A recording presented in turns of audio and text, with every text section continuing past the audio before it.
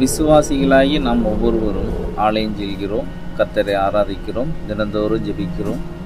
இதன் நோக்கம் என்ன? பரிசுத்தமாய் இருங்கள், நான் பரிசுத்தன் என்று கர்த்தர் சொல்லுகிறார். பரிசுத்தமாய் வாழ வேண்டும், நித்திய ஜீவனை பெற்றுக்கொள்ள வேண்டும், தேவனுடைய ராஜ்யத்தில் பங்கு கொள்ள வேண்டும் என்பதே நம் ஒவ்வொருடைய நோக்கம்.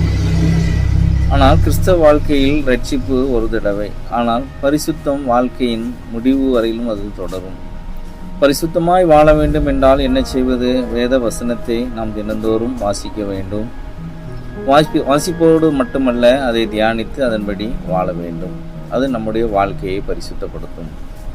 எப்பொழுதும் ஜெபிக்க வேண்டும். நாம் ஜெபம் செய்வதற்கு அதிக நேரம் ஒதுக்க வேண்டும். குடும்ப ஜெபம், தனி ஜெபம் மற்றும் கூட்டு ஜெபம் மிக அவசியம். நல்ல நண்பர்களோடு பழக வேண்டும்.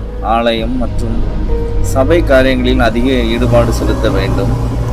சமயம் கிடைக்கும் போதெல்லாம் தேவனுடைய வார்த்தையை சுவிசேஷமாக மற்றவர்களுக்கு அறிவிக்க வேண்டும். இப்படி நம்முடைய அன்றாட வாழ்க்கையில் நாம் பின்பற்றும் போது நம்மளுடைய எண்ணங்களும் சிந்தனைகளும் தவறான வழியில் செல்லாதபடி பரிசுத்தமாய் வாழ்வதற்கு வழிவகுக்கும். எனவே மேற்கொண்ட குறிப்புகளை பின்பற்றி அன்பிலும் இரக்கத்திலும் நாம் வாழ முயற்சி செய்யும் போது தேவ கிருபை நம்மை பரிசுத்தத்தில் வழி நடத்தும். ஆமென்.